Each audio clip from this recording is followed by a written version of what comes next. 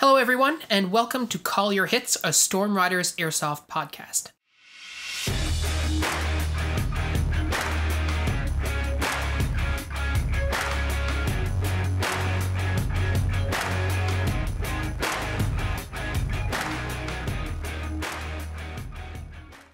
Thanks for joining us, everyone. Today, Pat and I are going to be talking about pressure in Airsoft. And no, for once, we're not talking about Pat and his shiny new HPA setup, even though he really wanted to again. Lies. Today, we are going to be talking about pressure, and we mean the pressure that we sometimes feel when it comes to playing Airsoft, and truly any hobby that you have. Sometimes it's pressure from other people, sometimes it's from ourselves, but whatever the source, it's something that most of us will feel at some point in our time playing Airsoft. So we thought it'd be worth a bit of a chat about what the kinds of pressures that you might experience, which of those we have felt ourselves, and how we responded to them, or how we wish we'd responded over the many years that we've been playing the game. So let's dive right in. And I think the first type of pressure that you're likely to experience from some people, depending on your age group and depending on your friend circle, is pressures from others just not to play, right? Because it's childish, it's imitation firearms, or what have you. There's lots of reasons that people don't understand the hobby and might tell you, hey, it's stupid, don't do that, right? I mean, definitely. Ranging from, friends of mine who I still have, who, despite knowing that I enjoy this and being excellent people, are still like, yeah, I really don't get that. Certainly, talking to those friends about, how much money I've spent on a new gun or whatever is a path to ruin in terms of having any kind of enjoyable conversation. And that can definitely be a bummer. But I feel like in general, if you're frank with people and being like, oh, your messaging about this is really depressing me, getting me down, like making me not want to go do it. Anyone who's worth having around as a friend will probably immediately sort of step back and go, oh, that was not my intent, right? Totally. And we've talked about it before. Like, I remember my parents used to make fun of me when I was like getting geared up, and, they'd be like, oh, are you going out hunting or going to war, playing soldier, all this kind of stuff. But it was never really in a malicious way. Like, they weren't telling me, they would never say something like, oh, well, it's stupid of you to do that, right? Or it's a stupid hobby or something like that. They don't understand it. My parents are very smart people, but they don't understand why I enjoy it. And I can articulate to them why I do. And that's not going to help them really get it any more than they do currently. But it's never been malicious, and it was never something that they were actively trying to get me to stop doing, right? Which is certainly something that maybe some of you will encounter. Definitely, I think I've certainly had people express concerns about what it would do to, the optics of hiring me as a teacher, in the sense that, if they go look at my Facebook, they're going to see basically pictures of me looking goofy and pictures of me carrying an airsoft gun and not a whole lot else. I guess some of the middle ground between the two. But that's never a thing that's really come up as a negative,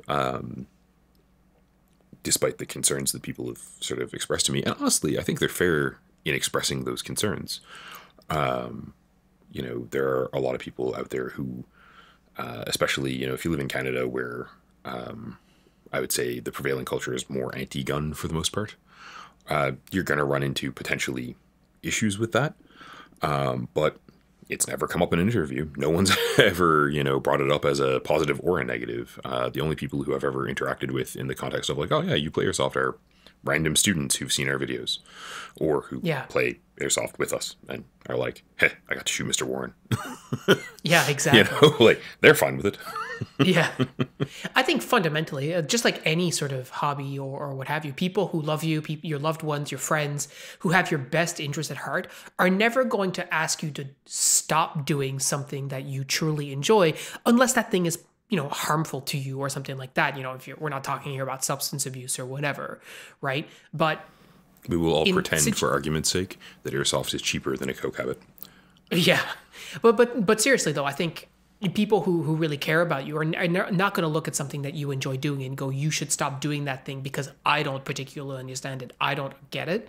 I don't think you're really going to see that from your friends and loved ones. And if those are the people that you're hanging out with, then you may want to, think about having a conversation with them to be like, guys, I enjoy this, sort of lay off, right? Yeah. And I mean, I think that there are probably sort of situations where you don't necessarily want to immediately discuss it as like the first thing you tell people about yourself, right? And that may seem disingenuous, I guess, to some of our listeners, but I've never been asked about it in a job interview. I'm also not bringing it up in a job interview, right? Yeah, exactly. Just because of the fact that it could reflect badly on me. I think that anyone who feels that it reflects badly on me is being kind of myopic, kind of nearsighted, and a bit judgmental. But definitely a bit judgmental. A lot judgmental. But I'd rather dodge that bullet rather than risk sort of engaging with it head on in that context. As a pro tip, in a job interview, when they ask you what your hobbies are, they're not talking about airsoft. They mean like, do you play music? Do you volunteer? Like that kind of stuff, right? Just going in quite literally guns blazing with the airsoft hobby might not be your best bet. Yep, definitely. I mean, like, weirdly, I would talk about the sword fighting, but that's more explainable as sort of like, I do it for exercise. I don't necessarily have to get into with a prospective employer that I do it because, I enjoy fighting my friends. Yeah, exactly. Making it sound like Fight Club in the interview, unwise. One of the types of pressures that you're definitely going to experience at some point and may probably repeatedly is actually the sort of but I mean it's the reverse, right? It's the peer pressure of airsofters who are either your friends or your community or your teammates or whomever, that they're going to pressure you either directly or indirectly to play a particular way, right? So that could be playing a particular style of airsoft, for example, play speedball, play milsim, right? Or playing with a particular type of gear or gear set or like on a particular platform that really you don't necessarily enjoy, but you're just doing it so that they sort of lay off. And one of the things we've actually seen on the Discord a lot is people complaining about how people harp on them to really ditch their AEGs and just get on HPA, right? And make them feel like HPA is the only way to go. And if you don't have an HPA gun, then, you're either substandard or in worst cases, really make you feel like a loser, to the point where these people have to have conversations being like, guys, lay off. I'm not interested in HPA. And despite my, teasing Phil a minute ago, that's absurd, right? Mechanically speaking, I think that AEGs work great. I think that my HPA setup works great. I literally am in the middle of buying another AEG to upgrade. Part of that's because I'm a crazy person and I enjoy it. But, I wouldn't be buying it if I thought it was going to be ineffective. Now would I? And let's not mince words here. Like, peer pressure is one of the most common forms of pressure that you'll experience in your life in general, not just, specific to airsoft. And it's quite challenging to deal with peer pressure if you're not really self-assured. And especially if you're joining into like a brand new community. Let's say you're hitting the airsoft field for the first time and you're meeting people there and you want them to like you and you want to make a good first impression. And so you feel all this pressure from other people to play the way that they think makes the most sense. And that can be a real challenge, right? For a lot of people. I mean, absolutely. And we've, you and I have been guilty of it, right? Absolutely. Absolutely. Because I definitely don't want to give people the impression, that we're above this concern, right? We definitely bugged John for years about getting a modern kit. And I mean, obviously, he joined the team using a World War II kit. We value him as a friend and as a player way more than we care about what he's bringing to the field to use. Yeah, absolutely. For the most part. But I mean, certainly, we still frankly give him shit about, showing up in weird attire with weird guns. Not, I think, in a hurtful way at all. No, definitely not. And he's beyond the reach of our peer pressure now because our friendship is so long-standing now and strong. But at the start, I definitely agree. Like, I think we tried to push really hard to get him a modern kit, and it did not it was not doing him any favors, put it that way. Yeah, and I mean, in the long run, like, he has gotten and run one, and it works really well, and he likes it, and sometimes he feels it. And I think he sort of thinks of it as his, like, serious game face airsoft kit, if you will. And it's rad that it's worked out for him in that capacity. But, like, in retrospect, I feel like we probably should have been less aggressive in our encouragement, shall we say, of him Yeah, I doing would that, agree. you know. And he runs his kit now, even his modern kit, he runs it the way that he wants to, right? And I think about like the peer pressure example, and I remember you being a victim of that in the sense that you were a plate carrier for a very long time. And we've talked about it on the podcast before, but I'm absolutely certain, and you can correct me if I'm wrong, but I've known you a long time and I don't think I am. You wore that plate carrier for longer than you realistically needed to because you wanted to fit in terms of the uniformity of the team. Definitely. Right? And, like, I mean, you're 100% correct. I kept that piece of kit longer than I should have, out of a desire to, you know, quote unquote fit in. And I mean, the irony is that we had folks at the time wearing what I'm bought and I'm using right now. You know, so I guess I still would have fit in fine. I mean, I do still fit in fine, really, in that sense. I think it's worth saying that, like, you know, at the time, we were, as a team, kind of focused on, like, matching kit. Definitely. You know, so peer pressure to meet an aesthetic, right? We're definitely guilty or have been guilty at times of the fashion soft thing, I think. You know, of this looks really good, so everyone should do it because that'll look really good together. And, like, we weren't wrong. I'm not even sure we were, strictly speaking, wrong to do it.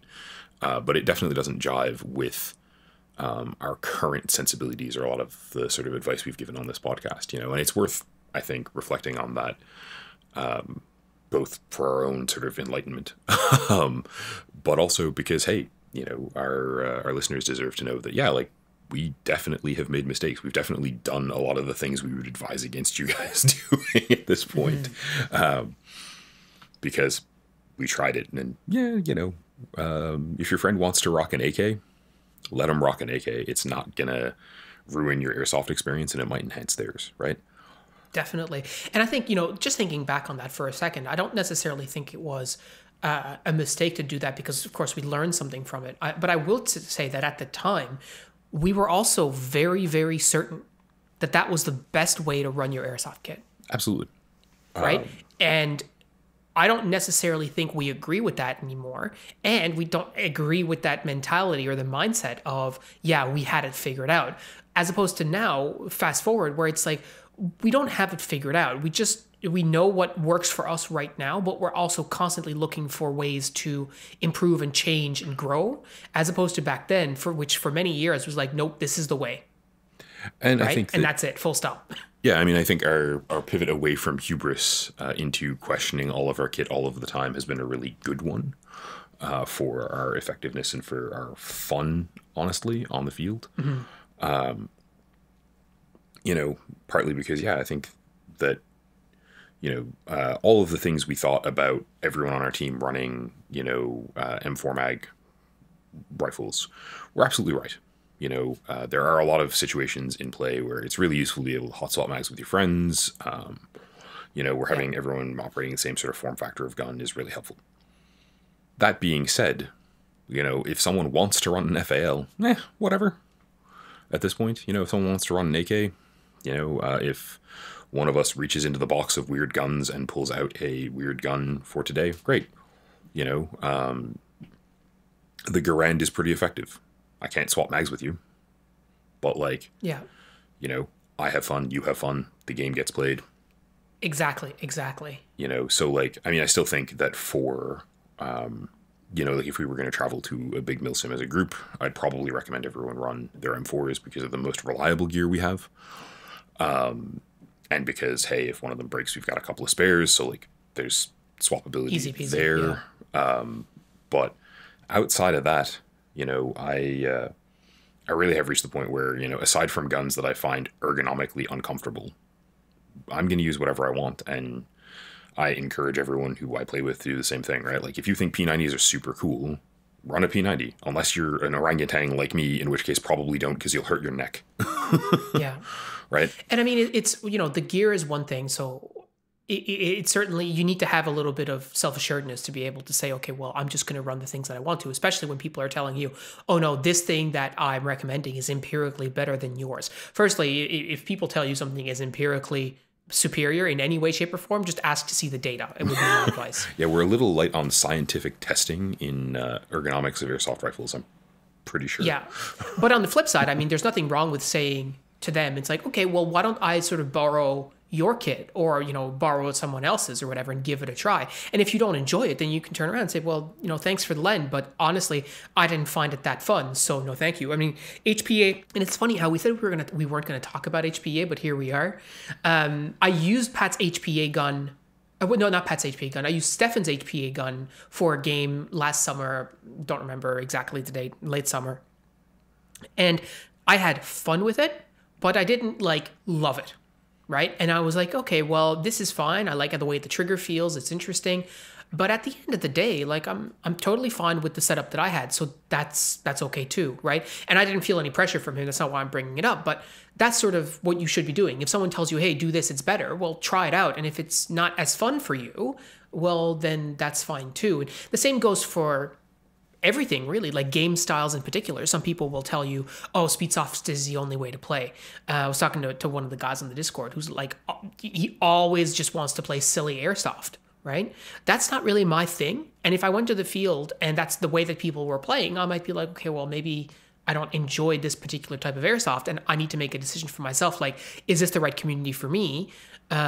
Or, will I ever find this fun? Give it the old college try. And if I still don't, then there's no reason that I should continue. And similarly, in other communities, if you are in a community that mostly plays milsim or woodsball, maybe that's not something that that's interesting to you. So, what can you do? And you should definitely not force it, because when you force it, that's when you start to get burned out. And that's true of Airsoft just as is any other hobby, right? If it's not fun for you, if it becomes a chore, that's not a good thing, right? You only have so much leisure time. You should be focusing on stuff that you actually find fun, right?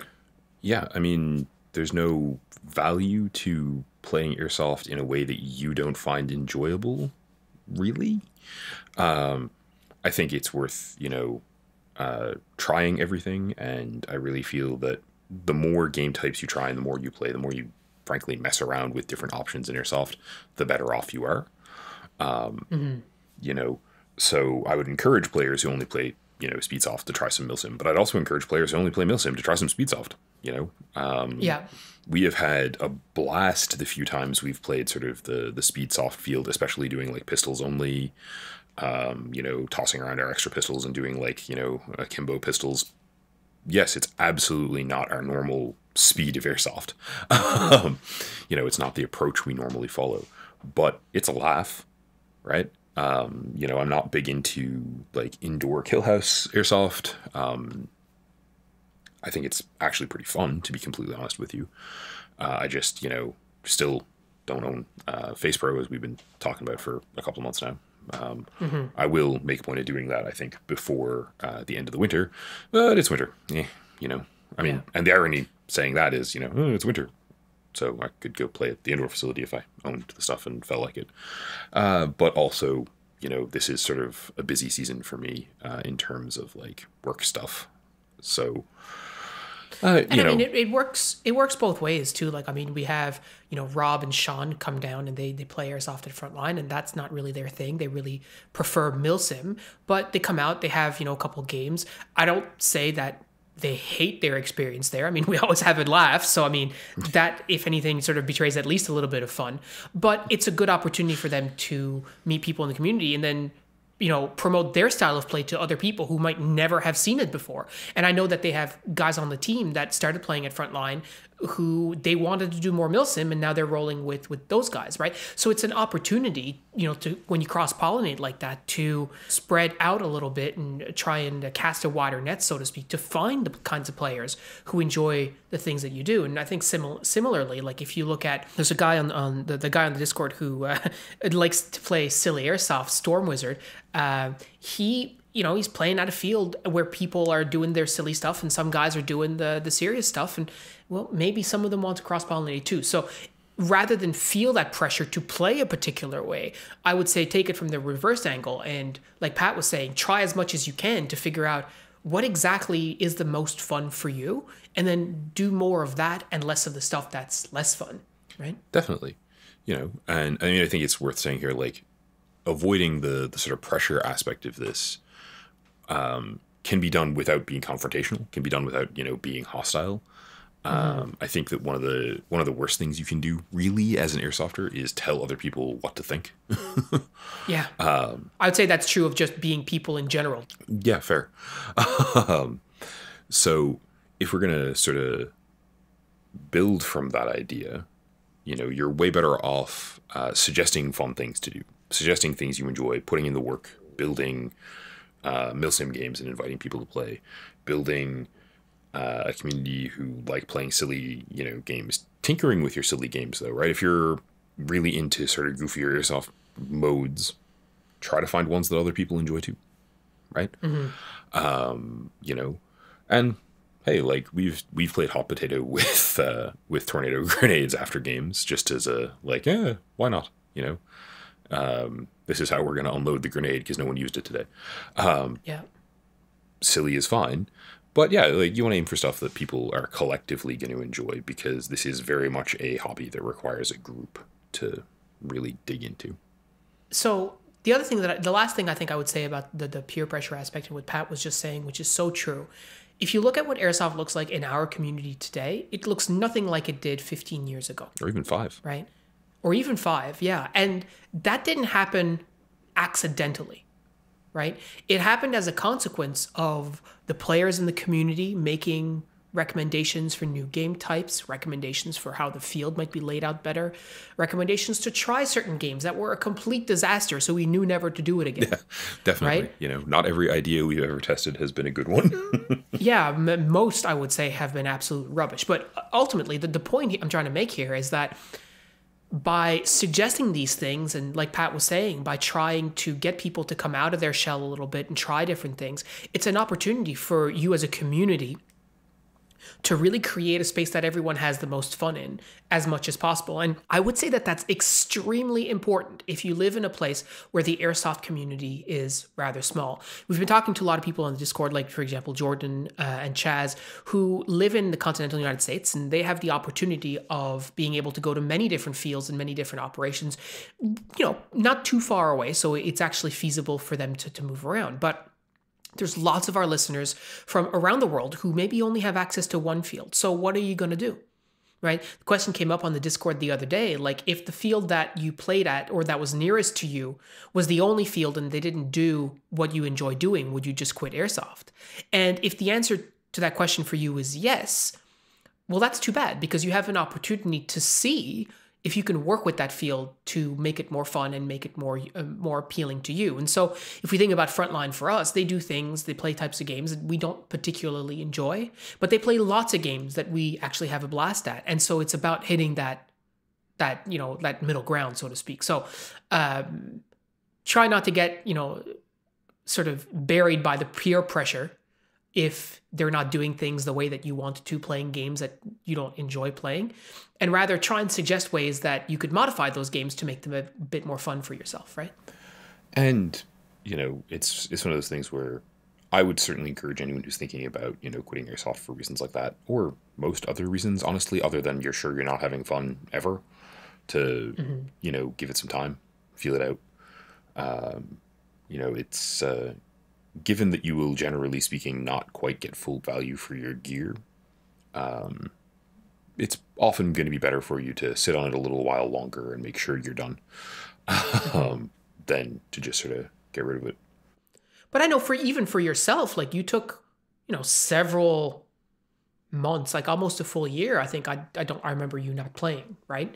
And it wasn't, I think, purposeful. I think you did have a lot of things on the go, so to speak. Yeah. But that sort of forced break, not necessarily a bad thing. I mean, I think that it was, pretty close to a year. I think I might have played like twice in that year. I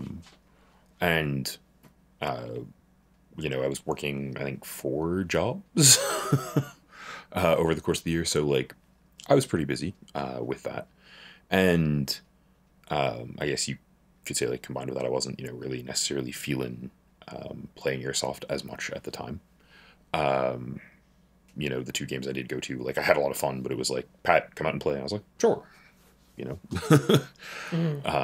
you know, more of a like you guys going, hey friend, come do the thing, and me going, yeah, I should do that.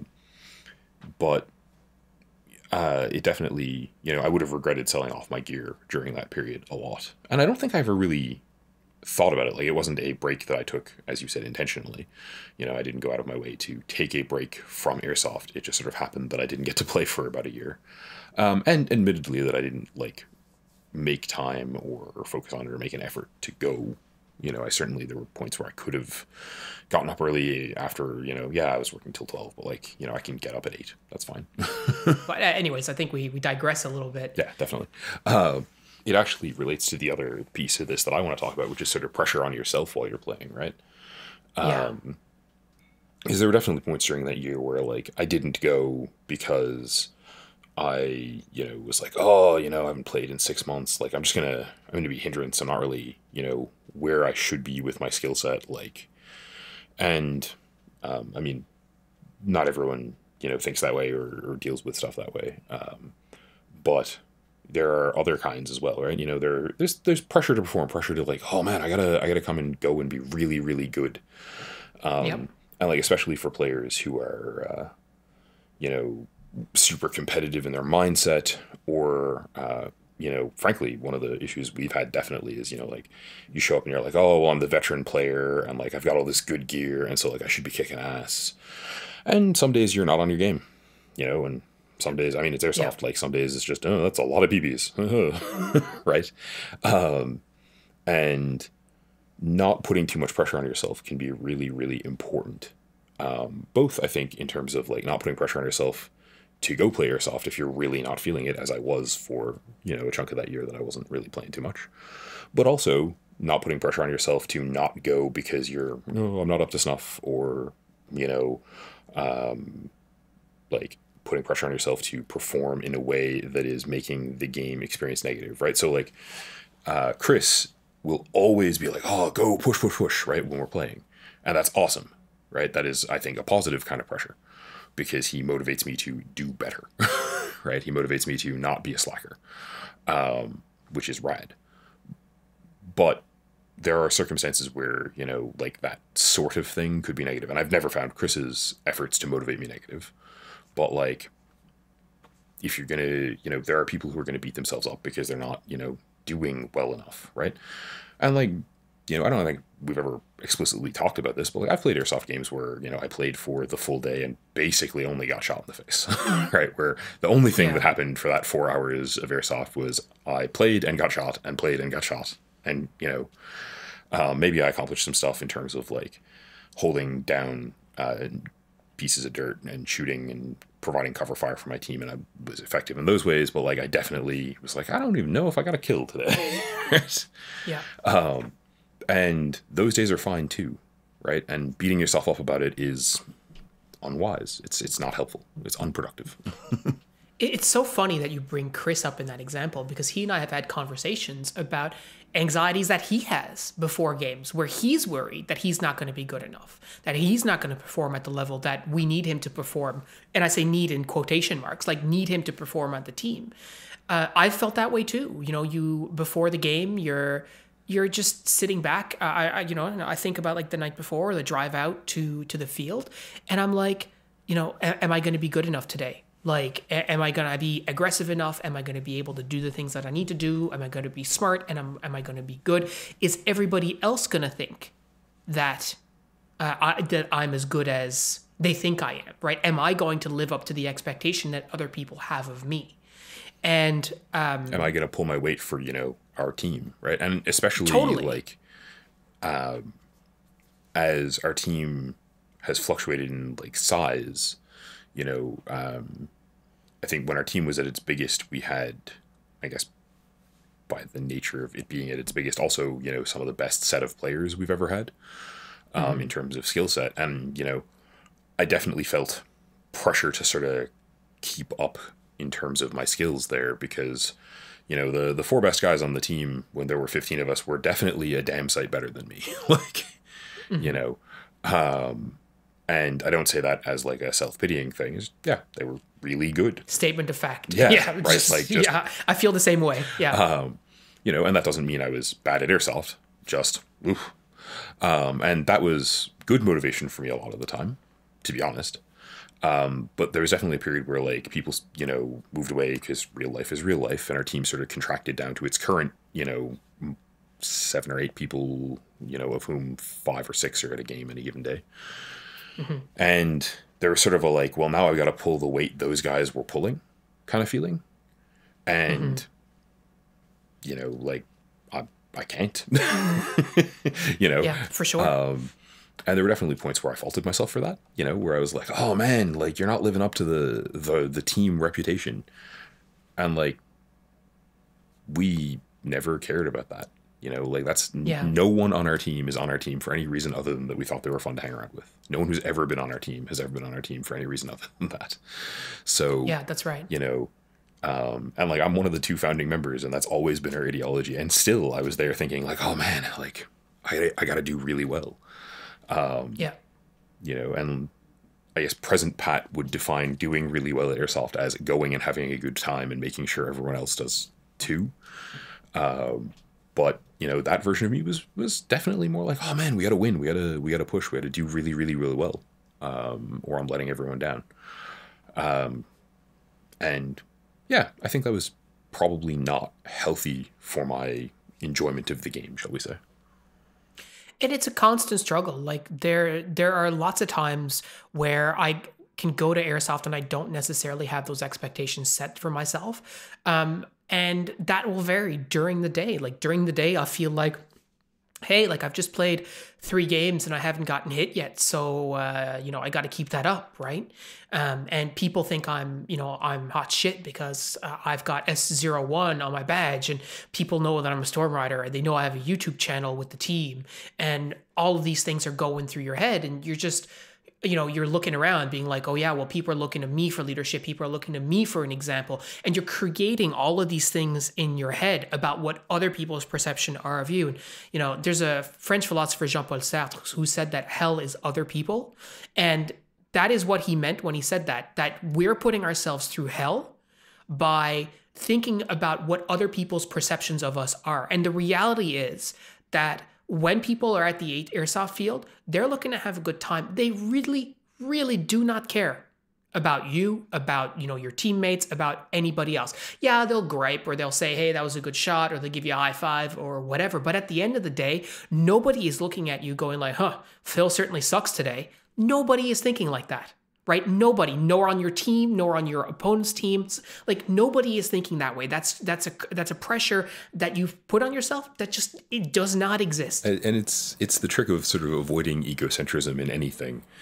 You know, this view that, oh my God, every single person out here is focusing on me. No one is. Right? Like, you know, I've played a lot of airsoft games. I'm frankly, I'm willing to bet, you know, like, you know, as I said, I've played a bunch of games where I definitely got no kills over the entire day. And I guarantee you no one on my team noticed. And no one on my team cared. Well, it's like when people come up to you, and this, you know, this sometimes happens. You get some cocky person at the field who's like, oh man, I've got a 13-to-1 kill death ratio today, right?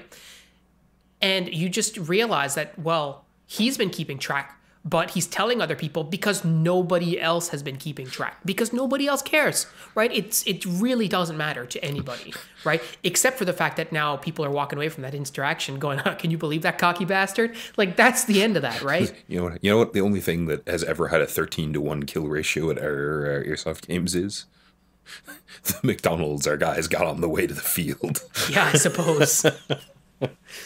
But, you know, truthfully, when you're thinking about all these pressures that you're putting on yourself, I think being able to put some pressure on you is okay, right? Being able to understand, like, you know, you have some things that you want to achieve, that's okay. But what we're talking about here is like these undue pressures that really sap the fun out of the what you're doing. Like if you have a particular mission in the game that you have to accomplish and everything is riding on it, Yeah, it's okay to feel pressure for that because you know what? There's a lot riding on it, and that's okay. But for the rest of it, like you need to be able to contextualize it a little bit. And like Pat was saying about the egocentrism, like take your ego out of it and you realize, hey, hang on, I'm not looking at anybody else that way. Chances are that they're not looking at me that way either. Yeah, I mean, like, if you're playing a game and, the objective is to, get the crate to the end of the field. Great, push, push, push, go, go, go, right? Because, hey, if you're there, not that I always succeed at this, but yeah, give it your all, right?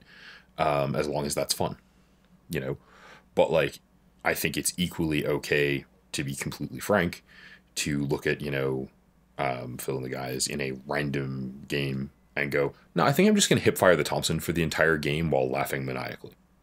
Is that combat effective? Absolutely. Not really. Is it a laugh? Absolutely. Whatever. Yeah. You really need to sort of check yourself. If you're getting into a position where you're just like, you're anxious about how well you're performing for no good reason, right? Like if this is a skirmish game, like I remember feeling anxious about my performance going to a skirmish game where it was going to be me and Johnny and Stefan, and we're just going to play against like 12 randoms or whatever. And I'm worried about how we're going to, like, there's no need for that, right? So you need to check that and say, okay, how do I start having fun here? Right? How do I walk away from how anxious or nervous I feel? And how do I make that fun? And if it's hip firing your Thompson for an entire game, then that's fine. But sometimes it's just looking at your teammates, the people who you play with, who you actually care about, and say, you know what, guys, like, I'm not having fun doing X. Like, I'm not having fun being the leader right now. Can you guys just take the reins for a bit? And this is legit stuff that I've done where I'm like, you know what? I'm not coming up with a plan this time. You just tell me where to go, and that'll be more fun for me. You got to be able to do that kind of stuff, right? And I mean, one of the things we've talked about previously is that my issue, or is sort of the inverse, right? Like I'm pretty lazy in terms of me showing up and being like, yeah, I don't really want to like think through the tactical stuff. I'm just going to go with the flow. That's not an issue of my ability to think through tactical stuff or plan. So if Phil goes, man, I don't want to do that aspect of things for the next while. I'm like, oh, all right, I'll turn my brain on and stop just, moving and pointing and shooting, whatever. Right. That's a non-issue for me. But like, there shouldn't be pressure there either way as well, right? Like if Phil's not having fun, he should be able to tell me. If I'm not having fun, I should be able to tell him, and then we work together to, adapt that, right? And that too is, like avoiding that sort of egocentrism because, I mean, Phil and I have been friends forever. He knows full well that basically I don't care, right? I care if he's having fun, but, if there is a way we can change the game so he's having more fun, I'm basically always going to be in, right? Like, totally. Yeah. So you're going to feel that pressure. And I think any sort of hobby, you're going to eventually feel that pressure if you're getting to a point where you've got some skin in the game, right? Whether it's you're playing an instrument and you feel like you're getting quite good, or whether you're playing chess and you've got your elo is getting up there, you've cracked 1,000, now you're up to 1,500, you're coming up on 2,000 or whatever. Like you're gonna feel some pressure, and when you start feeling that pressure, you really need to consider whether this thing that you're doing for fun is still being fun. And like I said, it's okay to have pressure in situations where pressure is warranted. But if the only thing you feel when you're thinking about airsoft, you're prepping for the game, is the pressure, like, oh no, I've got to upgrade my gear because I need to be able to compete, because I need to go to the field and I need to do well. And if that's how your mentality is working all the time, eventually, at some point, you will burn out. It is going to happen. You are human, and we all will go through that. So you need to sort of recognize some of the early warning symptoms ahead of time and sort of try and put some countermeasures in place, basically, right? To prevent you from going full burnout. And whether that's talking to people on your team about how you're feeling is super important. But even just like Pat did, walking away either accidentally or on purpose for a while so that you can reevaluate how you feel about that hobby in a non-emotional, non-burnt out state. Totally. And, right? I think Phil sort of has hit the nail on the head there, right? That, some pressure when it's warranted is fine. But if airsoft is becoming a thing where you feel pressure about it, all of the time when you're playing or all of the time when you're preparing or thinking about it, try to let that go. you know. Try to sort of take a deep breath and, you know, go for a walk, have a beer, have a coffee, whatever chills you out, right? Listen to some metal. And don't get caught up. Get out of your head. Yeah, absolutely. And the last thing I would say too, when you think about airsoft, this is one of the ways that I've sort of been able to recontextualize some of the things that we're doing for myself anyway, is that nobody is winning any medals. And I don't mean like combat decorations, I mean like Olympic medals, right? There is no prize for first place in airsoft. Ain't no prize money. Nobody, yeah, like nobody's winning a car or a scholarship to a school or suddenly going to go on their like NCAA like airsoft team for the college or university they were attending. Like that's not a thing, right? That does, I mean, it would be great if it were, but it does not exist. There's nothing riding here. The only thing that's riding really is ego. And when you sort of really appreciate that and onboard it and consider it, that can help you feel a little bit less pressure, because really the only pressure is the pressure that you're feeling about this particular game, the problem that's ahead of you with this mission or the game that the particular match that you're playing or whatever. And then the rest of it, don't worry too much about it. Now, the pressure you feel from someone shooting at you while you're in cover, that pressure is fine. Yeah. Keep your head down. I would say too, just as a sort of a last note there, if you are the kind of person who makes airsoft content like we do, there absolutely is pressure to create content out there, right? You will have pressure that exists for putting out content on a regular basis, right? So for example, we do a podcast every week. And I feel a little bit of pressure to keep that up because it's something we've been into, but I also enjoy it and it's not super onerous. So, I mean, the pressure is let's get in touch with Pat and let's record something or let's find somebody else. You know, it's pretty easy peasy. But I mean, you said last week before we started recording our last episode that, you were feeling the pressure in the sense that like you felt like we hadn't created enough content for our YouTube channel lately. Yeah, that's true. And at the end of the day, our conversation came around basically to, well, buying a new house, moving into a new house, real life stuff happens, and that's all you can do about it, right? Yeah. That is airsoft in your, middle 30s. And I mean, that's any go. sort of hobby, right? Like there's other things that I do other than airsoft and our content. I do have other hobbies, and I haven't done a whole lot of those either because we've been extremely busy. So fair enough. But what I mean is you'll have pressure that exists from communities and algorithms telling you need to make this type of content, right? Educational content doesn't get clicks on YouTube's. You need to make sniper gameplay headshot cheaters, right? Compilation videos like that. Or you need to do airsofters react, or you need to get a real soldier reacting to airsoft 5 content. things you don't know about airsoft. Yeah, exactly. 5 things you don't know about airsoft. Like all this kind of stuff that will get the clicks and whatnot. And while that's true, you can certainly feel a lot of pressure to do those things. And if that's not what you enjoy, then you shouldn't be doing those things. So for example, one of the things that keeps coming up is people saying, hey, you should make gameplay videos. And frankly, we're not interested in making gameplay videos unless they're educational as well, which we have done. And if you keep asking me to make gameplay videos, I'll keep pointing you to those videos, because that's what we find interesting, right? We want to convey knowledge and information and sort of tips and tricks to our community. And if that's not what we're doing, then I'm not really game for that. That's not interesting to me. There's other channels out there.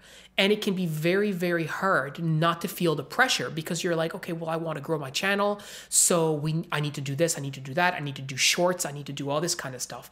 And at the end of the day, like, if that's not what you find fun, you shouldn't do that. Right? If you don't find it fun to wear a camera to a game and you're doing it because you feel sort of obligated, that's not what you should be at, right? You should really be focusing on finding the kind of content that you see fun. And I would also say on the flip side, just because you wear a camera, whether it's a GoPro or whatever, doesn't mean you have to share that content with anybody. You can just create it for yourself and review the content for yourself, learn from it, and that's totally okay too. You shouldn't be pressured to create content or do anything with that.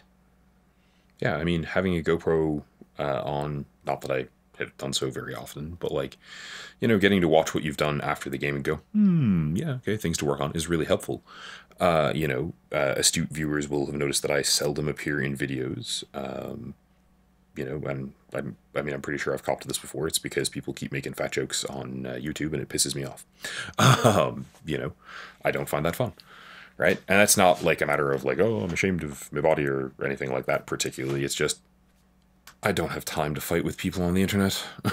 Yeah, and it's not fun. Ultimately, like if that's what you're worried about, then that's not going to make an enjoyable process for you. But at the end of the day, where I'm trying to get is just you need to be having fun, especially when it comes to making content, and you really need to think about what type of content is fun for you. Now, if it's fun for you to make a random video that gets 1 million clicks, then that's the only thing you want to do, then cool. Awesome. But for us, it's been more fun creating a community and creating a sort of a library of educational content that people can look back on, including ourselves, right? And look back on some of the things that we've said 4 or 5 years ago and say, you know what? We're actually not doing that anymore, and here's why, which is something that we've started doing as a bit of a side note. Frankly, appreciating that, we've grown in terms of our approaches to stuff, right? Like I'm not ashamed that past Pat, lifed Johnny perhaps more than was reasonable about what he was bringing to Airsoft and how he was kitting himself out for Airsoft. But like, I'm glad that I'm not doing it anymore. Yeah, that's right. And I'm glad that I'm not gonna. Yeah, exactly. So to close out, don't feel pressure. Don't feel undue pressure. Don't create undue pressure for yourself. And really stick to what you find fun. And if something is really harsh in your vibe, so to speak, consider whether it's warranted, right? Whether you should be feeling pressure about this. And if it's coming from somebody else, you can figure out ways to make it stop. And if it's coming from yourself especially, give yourself a break, right? Cut yourself some slack. It's okay. Nobody cares, right? Except for you. And you'll pick it up next time. It's fine, right? Have a crap game. Have 5 crap games. Who cares, right? You'll do better next week. Take a month off. But, some people might say, oh, you're not playing enough. Who cares? Take a month off. Take 2 months off, right? Do your ready ups, PS, in between. But certainly... Perishable skills. If you need to take some time off, like you should not feel guilty about that, right? So you will encounter pressure. We certainly have. We've done our best to work through them. We've been more successful than others. I should say we've been more successful at certain times than others. But it's a process, right? For sure. And yeah, have fun. That's really the big takeaway is, cut yourself some slack. Try not to beat yourself up too much and try to make sure you're having fun. Absolutely. So with that said, guys, if you want to share some of your stories about how you've worked through your pressure, we'd love to hear them. The Discord is a very active place. We have new people joining from all around the world all the time. We've got lots of people in there from the US, the UK, from Europe, and so on. We'd love to have you join us if you're listening to this and you haven't joined already. Now is your call to action. As always, that's all we really have for you this week, and we will talk to you next week. Hopefully you have an excellent week in between. Thanks for tuning in, guys. You all have a great week, and come join the Discord and pressure us to make more content. Yeah. Take care, everyone.